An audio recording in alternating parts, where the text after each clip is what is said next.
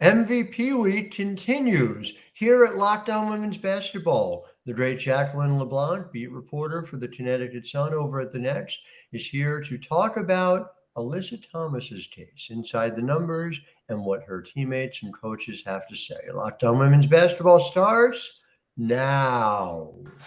Ogunbowale for the win. You are Locked On Women's Basketball, your daily podcast on women's basketball.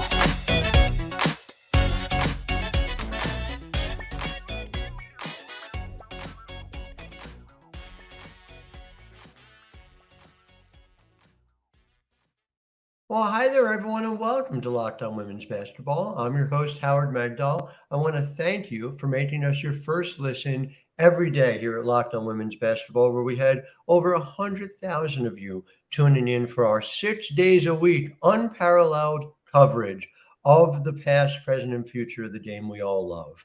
And it is not just me, it is the incredible team, as you can see, of the Next over at thenexthoops.com. Make sure you're subscribing. It's $9 a month. It's $72 a year. And what do you get? Over 100 reported pieces direct to your inbox every single month. It is the women's basketball newsroom of our dreams, and it is here. And so I have had the privilege of having Jacqueline LeBlanc cover the Connecticut Sun for many years now for us.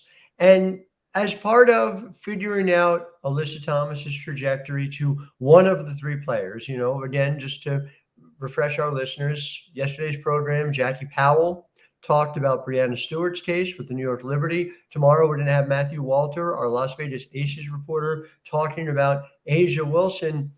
I think, Jacqueline, when I look at top line for what Alyssa Thomas's case is, it feels like no one is more important to her team than Alyssa Thomas is to the Connecticut Sun. Is that how you see that? That's definitely what it feels like this season, especially, and Stephanie White, head coach of the Connecticut Sun, said something very similar last night after their 90-76 win against the LA Sparks at home.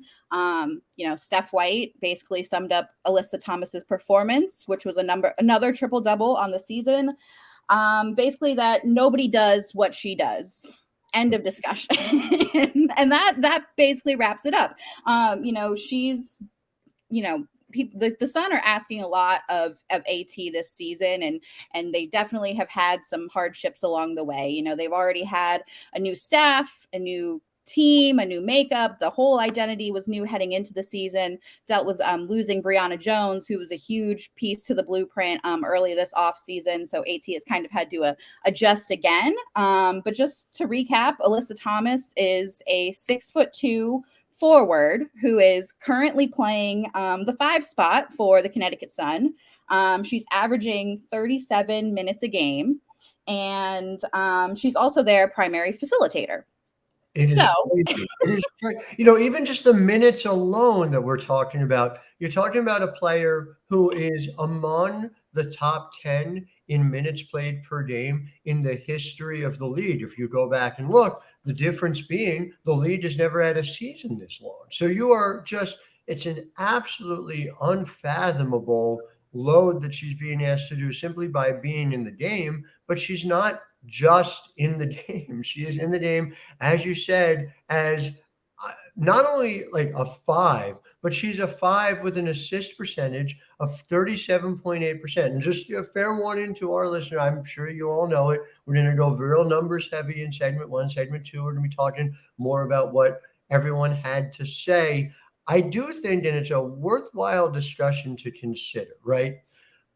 Okay, nobody is like Alyssa Thomas in the history of this league. The comparisons that Kurt Miller made for years, as you no doubt remember, were to Candace Parker. And it's not about who's better or worse, but different. Alyssa Thomas takes it to another level in terms of her distributing. Alyssa Thomas takes it to another level in terms of her defensive, not value, but versatility.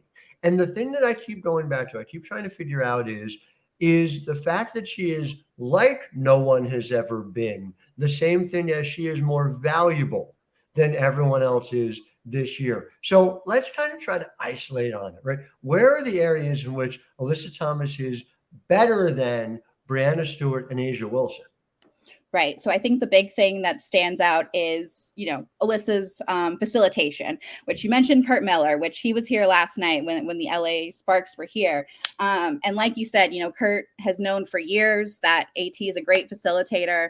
If you ask AT herself, she says she's been doing this for years. You ask anyone who's played with her, she said, she's been a facilitator for years. This is part of her game. Essentially, Steph White coming in the system that she's implemented has kind of allowed her to flourish and kind of put a bigger spotlight on what she's able to do. But it's so funny because Kurt for years has always called, Alyssa and Candace are basically the best facilitating forwards in the world. And last night, Kurt Miller said, we can probably drop the forward. Alyssa Thomas is one of the best facilitators in the world. And, I think that is the biggest part of her stat line this year that really stands out. So AT in her 6 triple-double last night also accomplished another league historic stat. Right. So she has officially passed 300 total assists in a season. She passed Courtney Vandersloot's 2019 record last night. Of course, there are more games this year, so that is a factor. But right now, AT is at 304 assists on the season. She's right there with Sloot. AT was 1 in assists for a couple weeks. Right now, she's second in the league at assists per game, with Sloot at 8.1. AT is at 8 assists per game. So just that facilitation factor, I think, is a huge part of it. So not only is she facilitating, but when you kind of look at the points that, AT is putting up versus the other MVP candidates and Brianna Stewart and Asia Wilson, definitely not as much. But I think it's really interesting when you take into account the points that are produced for this team.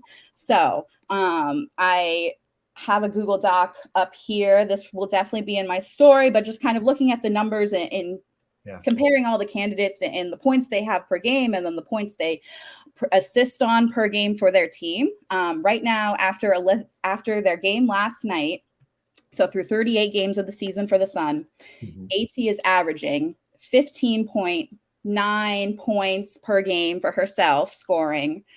Assist-wise, AT is helping her team produce 18.67 points assisted per game. So when you take all that into account, AT kind of leads that league with all 3 of them. And just the terms of how many points she's produced and how much she's assisted and kind of helped her team. So that's been a big part of it as well for, everyone on the Sun. Is just AT, has been the engine for years. And I talked to the assistant coach, Breon, January last night. She said, now Alyssa's kind of driving the bus. So she's the fuel that makes the bus go, but she's also sitting in the driving spot and kind of steering the wheel there. So, the facilitating is definitely what stands out. I think just the historic part of that as well, with just her being a 6'2" forward who's supposed to play the center spot for the Sun. She's averaging 8 assists per game right now. The only other people who have ever done that in league history is Courtney Vandersloot and Tisha Penichero. So now, Alyssa Thomas is already in a league for, her position. Now she's in the league of the greatest passers of all time. So I think that's the thing that definitely stands out the most on her campaign and just kind of proves how versatile she is on offense too.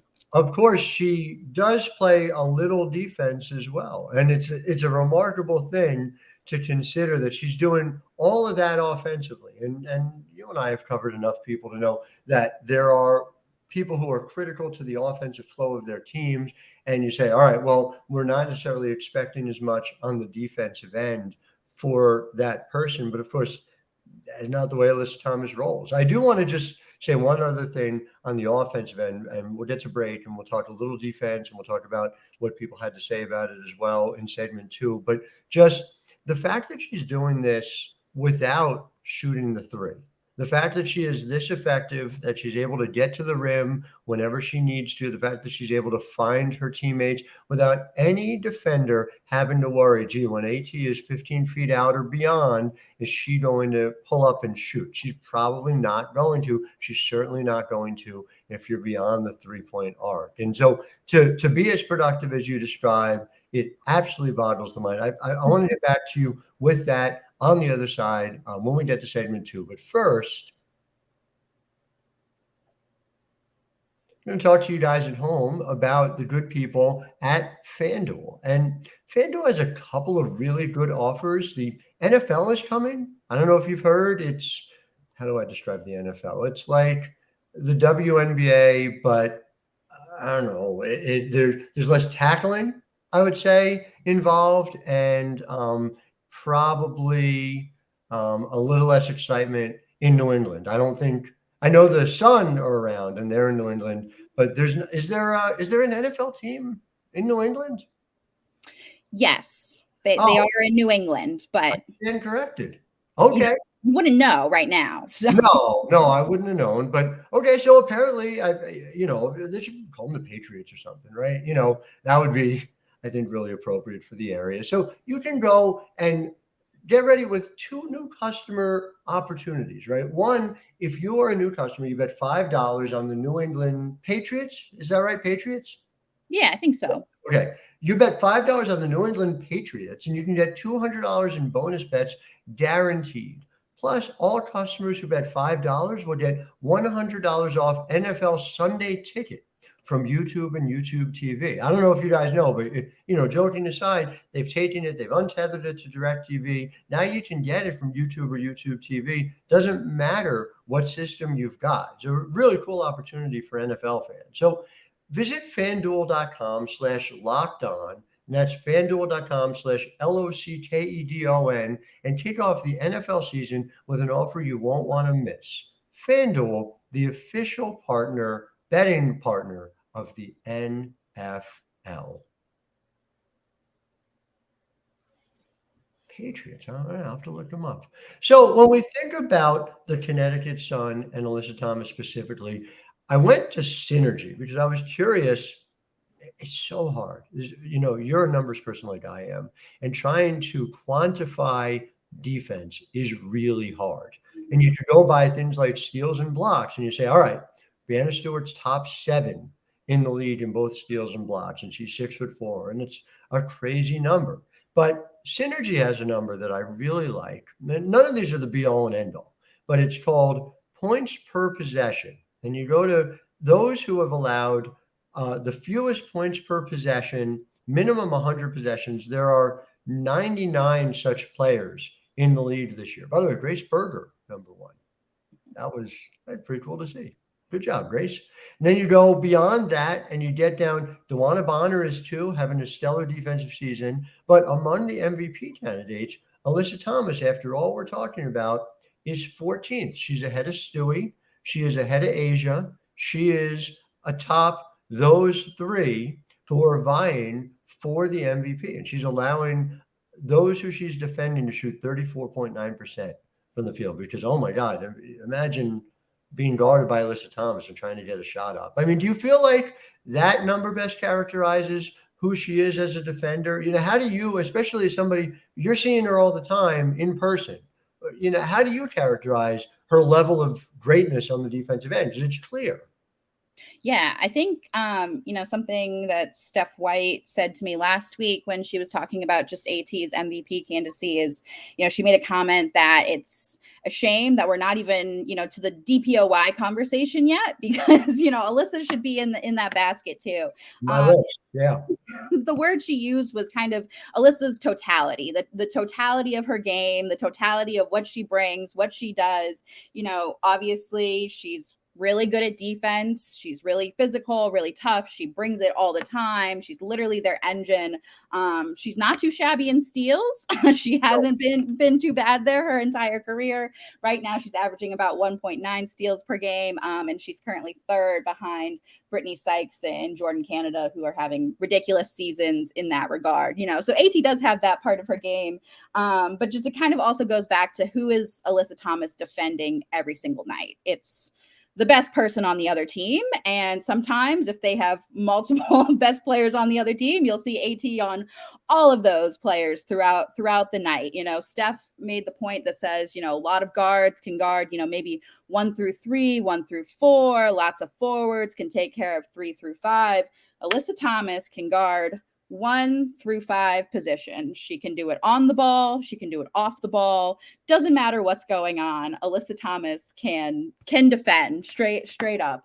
So, that was a big part. Stephanie also said that it's kind of a shame. Obviously they lost Brianna Jones in the middle of the season, and that was a big loss for the team in just a bunch of regards. But, she said because they lost Bree Jones, you're not seeing Alyssa guard as many 2 guards that she might have if Bree Jones was out there throughout the entire season, which was just another wild thing to think about that yeah, that's probably true. We probably would have seen a lot more of defensive possessions like that, Alyssa.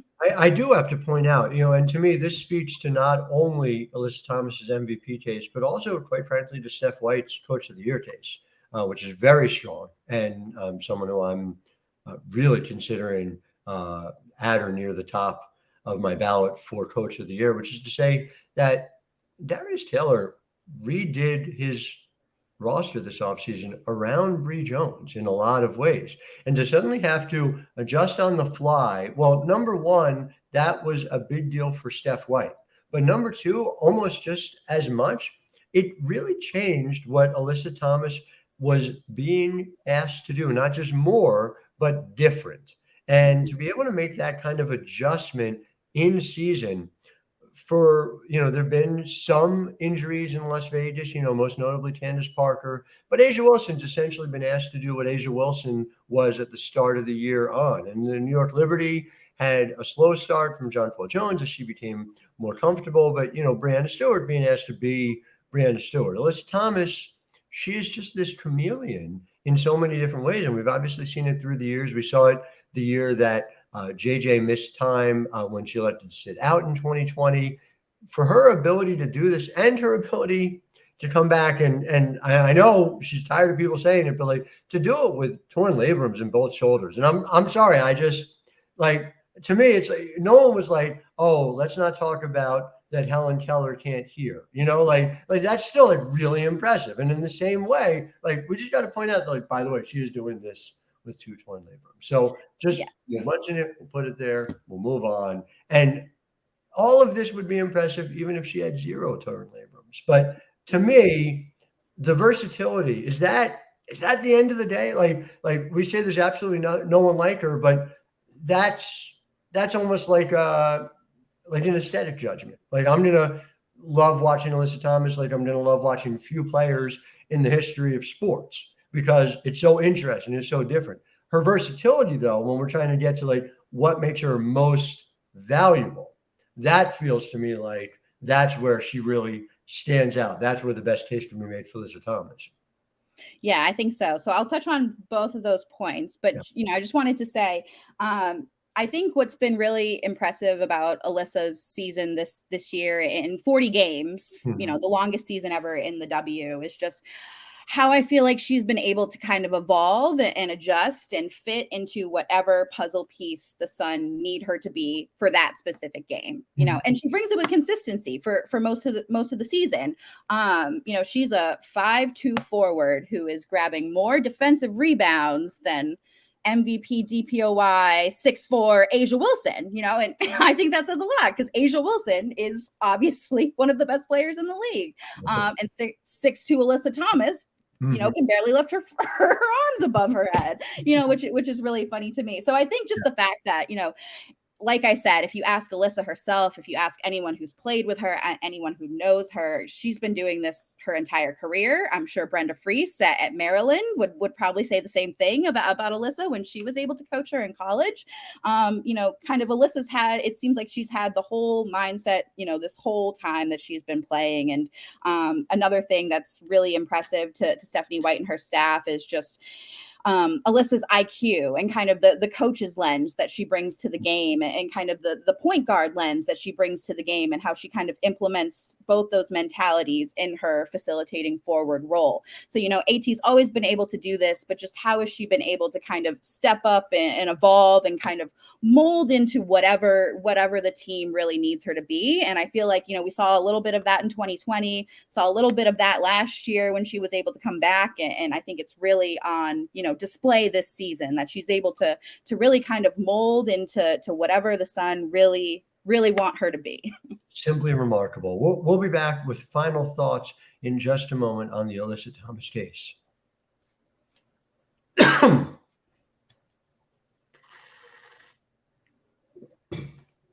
Back here with Jacqueline LeBlanc talking MVP race today. Alyssa Thomas, I guess as somebody who's covered her closely, when you look at this year, the 2023 season, when you think back, like, what is a moment that is really going to jump out at you to say, here's where I felt like she solidified for me who she was and the type of season that she was having? Right. So I might have touched on this a little bit earlier, but I think something that, might be not as covered as much when we're talking about Alyssa Thomas and kind of the season she's having is just how it compares in league history as a whole. So we talk a lot about that with the triple doubles and, her facilitating and what she's able to do. But I think that's an interesting piece of what does MVP mean and how does that compare to the season that MVP is being awarded? Because no one, like Steph said, nobody else is doing what she's doing, and no one else has even really come close to what she's doing, in 26, 27 years in the league.